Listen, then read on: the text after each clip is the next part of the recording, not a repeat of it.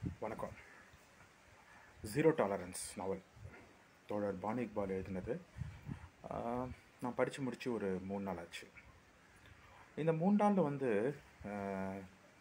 எனக்கு பேச்சு வரல. நான் அதை பற்றி வீடியோ பண்ணணும் அப்படின்னு ரொம்ப நாள் நினச்சிட்டு இருந்தேன். நாவல் பற்றி சொல்கிறதுக்கு முன்னாடி தோழர் பற்றி நான் சொல்லிடுறேன். எனக்கு அவங்க தோழரை ஒரு முகநூல் நண்பராக எனக்கு நல்லா தெரியும். அவங்களுடைய கருத்துக்கள், அவங்களுடைய போராட்டங்கள், அவங்களுடைய களப்பணிகளை நான் நிறைய முகநூலில் அவங்கள ஃபாலோ பண்ணி ரொம்ப அட்மையர் ஆகியிருக்கேன். சீரியஸாக அவங்களுடைய எழுத்துக்கள் ஆகட்டும், அவங்களுடைய சமூக பொறுப்புணர்ச்சியுடைய எழுத்துக்கள் என்னை ரொம்ப இம்ப்ரெஸ் பண்ணியிருக்கு. இப்போ நான் அவங்க திடீர்னு நிறைய சமூக கருத்துக்கள் நிறைய எழுதிட்டு இருந்தாங்க. நான் பார்த்துட்டு ஃபாலோ பண்ணிகிட்டு இருந்தேன். எனக்கும் அதில் நிறைய ஆர்வங்கள் இருக்குது. இப்போ திடீர்னு ஒரு சில மாதங்களுக்கு முன்னாடி அவங்க ஒரு கதை நடையில் ஒரு காதல் கதையை ஆரம்பித்தாங்க. ஒரு 2-3 அத்தியாயங்கள் எழுதினாங்க. நான் அதை படிக்க ஆரம்பித்தோடனே ஏதோ ஒரு உள்ளுணர்வுகள் ஏதோ செய்ய ஆரம்பிச்சது. நான் ரெகுலராக அதை ஃபாலோ பண்ணேன். அதுக்கு நான் என்னுடைய கமெண்ட்டுகளை பதிவு பண்ண ஆரம்பித்தேன். திடீர்னு நிறுத்திட்டாங்க. நான் கேட்டேன், என்ன ஆச்சு தோழர், ஏன் நிறுத்திட்டீங்க அப்படின்னு கேட்கும்போது, இல்லை நான் நாவலாக எழுத போகிறேன், அது நாவலாக வரும், அதுக்கப்புறம் நீங்கள் படிங்க அப்படின்ற மாதிரி சொன்னாங்க. எனக்கு அவ்வளோ தூரம் வெயிட் பண்ண முடியாது. எனக்கு கிட்டத்தட்ட படம் சினிமா பார்க்குறதா இருக்கட்டும், இல்லை ஒரு நாவல் படிக்கிறது, புத்தகம் படிக்கிறது அதை முடிச்சுட்டு தான் அடுத்த வேலை, அதை ஃபுல்லாக நான் ஒரு கான்சன்ட்ரேட் பண்ணி பண்ணுவேன். எனக்கு அந்த மாதிரி ஒரு இன்ட்ரெஸ்ட்டு. அதனால் என்னடா 2-3 அத்தியாயங்கள் படிச்சுட்டு ரொம்ப இன்ட்ரெஸ்ட்டாக இருந்துச்சு. அதுலேயும் அந்த காதல் அத்தியாயங்கள்லாம் பிரமாதமாக இருந்துச்சு. அதை பார்த்துட்டு என்னால் ஏன்னா நான் என்ன சொல்கிறது, எனக்கு அது ரொம்ப பிடிச்சி போய் நான் அதை சரி எப்போ வரும் அவங்க கூட்டு நச்சரிக்க ஆரம்பித்தேன். எப்போ தொடர முடியும், எப்போ தொடர முடியும், ஏன் நச்சரிச்சேங்கிறத நான் கடைசியில் பின்னாடி சொல்கிறேன். அவங்க கேட்டோடனே ரெடி அனுப்பினோடனே உங்களுக்கு தரேன் தொடர் அப்படின்னு சொல்லிட்டாங்க. அதே மாதிரி இப்போ ரெடியானோடனே எனக்கு அனுப்பியிருந்தாங்க. நான் படித்து முடிச்சு அதை படிக்கிறதுக்கு எனக்கு, ஆனால் உண்மையிலே எனக்கு அதை ஒரு அத்தியாயங்கள் முடிக்கிறதுக்கு எனக்கு நேரம் ஆயிடுச்சு. என்னுடைய நேரமின்மைன்னு சொல்ல முடியாது. எனக்கு அதுலேருந்து உள்ளேருந்து வெளில வரவே முடியல. அந்த நாவலில் அவங்க கொண்டு வந்திருக்க விதம், கதாபாத்திரங்கள் விதம், காதல் நாவல் தான் அது. அந்த ரஃபி, ஷபி அப்படிங்கிற 2 கேரக்டரு, அதுக்கப்புறம் அதில் இணைத்திருக்கிற துணை கதாபாத்திரங்களாக இருக்கட்டும், ரொம்ப அருமையாக இருந்துச்சு. ரொம்ப அருமையாக இருந்துச்சு. என்ன எப்படி சொல்கிறதுனா, ஒரு கதையை பற்றி நான் வெளியே கொண்டு வரல. அதில் இருக்கிற ஒரு அந்த கதாநாயகன் கேரக்டராக இருக்கட்டும், இல்லை கதாநாயகி கேரக்டராக இருக்கட்டும், இல்லை துணை கதாபாத்திரங்களாக இருக்கட்டும்,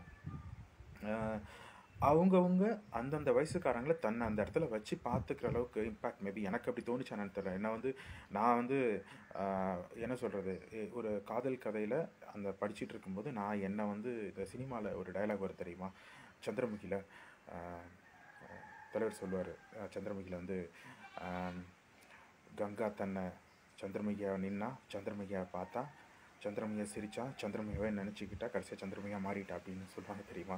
அந்த மாதிரி நான் படிக்க ரஃபி மாதிரி பேச ஆரம்பித்தேன். அதாவது அதை படித்து எனக்கு ரஃபியை நான் என்ன உள்ளுணர்வாக எனக்கு அப்படியே நடந்துக்க ஆரம்பிக்கிற மாதிரி எனக்கு ஒரு சூழ்நிலை. அந்த மாதிரி அந்தளவுக்கு இம்பேக்ட் பண்ணியிருக்கு.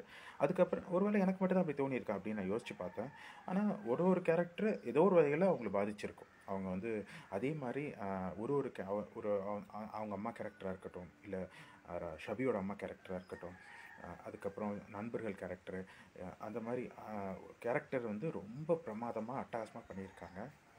அனதர் விஷயம், லே அவுட், லேண்ட்ஸ்கேப். அவங்க நம்மளை அந்த இடத்துல வாழ வச்சுருக்காங்க. அது நாவலில் அது அந்த நாவல் ஆசிரியரோட மிகப்பெரிய பலம் என்னென்னா, அந்த கதை ஓட்டத்தோடு நம்மளை பயணிக்க வச்சுட்டாங்க. என்ன பார்த்தீங்கன்னா, நான் இப்போது அந்த கேரக்டரில் ஒரு ஆஃபீஸ் வருது.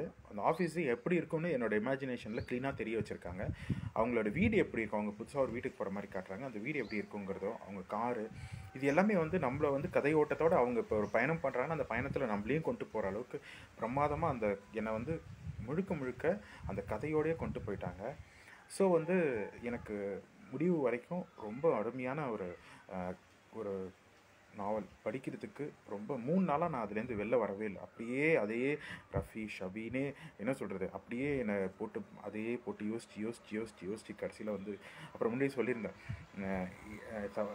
ஏன்னா அந்த கதை ஒரு திரைக்கதை பாணியில் எழுதியிருக்காங்க. எனக்கு அதில் ரொம்ப பிடிச்சிருந்துச்சு. நடுவில் திம்மக்காங்கிற ஒரு அந்த மனசாட்சி பேசுறதுங்கிறது ஒரு சரியான செம்ம அட்டம்ப்ட். எனக்கு அவங்களுடைய கவிதைகள் வந்து பிரமாதமாக இருந்துச்சு. ரொம்ப அழகாக எழுதியிருந்தாங்க அந்த கவிதை நடை. எனக்கு அது ரொம்ப பிடிச்சிருந்துச்சு. இலக்கிய நடையில் பிரமாதப்படுத்திட்டாங்க. ஸோ அதுக்கு என்ன சொல்கிறது, சிறப்பான வாழ்த்துக்கள் தோழர். ரொம்ப அருமையான அந்த கவிதை நடை அது நல்லா இருந்துச்சு. இப்போ சொல்கிறேன் ஏன் நான் நச்சரிச்சேன்னா, ஏதோ ஒரு காலத்தில் அந்த கேரக்டருக்கு வந்து ஒரு திரைப்படமாவோ ஒரு வெப் சீரிஸாவோ வரும்போது ஏதோ ஒரு வகையில் என்ன வந்து யூஸ் பண்ண தப்பாக நினச்சிக்காதீங்க, சும்மா விளையாட்டுக்கு தான் சொல்கிறேன். ஸோ அதனால தான் அவங்க கேட்டுட்டு இருந்தேன் ரொம்ப. ஏன்னா நான் வந்து என்ன சொல்கிறது, நிறைய விஷயங்கள் எனக்கு பாதிப்பு ஏற்படுத்துச்சு. எனக்கு என்னோட கதை மாதிரி என் லைஃப்பில் நடந்த மாதிரியே இருந்துச்சு. நான் உங்கள்கிட்ட கேட்டேன். அதுக்கப்புறம் நான் உணர்ந்த விஷயம் என்னென்னா, எல்லாருக்குமே ஏதோ ஒரு வகையில் ஏதோ ஒரு விஷயம் அவங்களோட அது ரிஃப்ளெக்ட் ஆகிருக்கு. அவங்களோட வந்து அது கனெக்ட் ஆகிருக்கும்.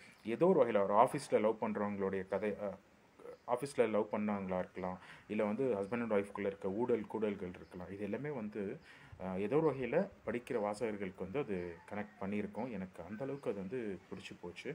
ஸோ ரொம்ப பிரமாதமாக இருந்துச்சு. என்னுடைய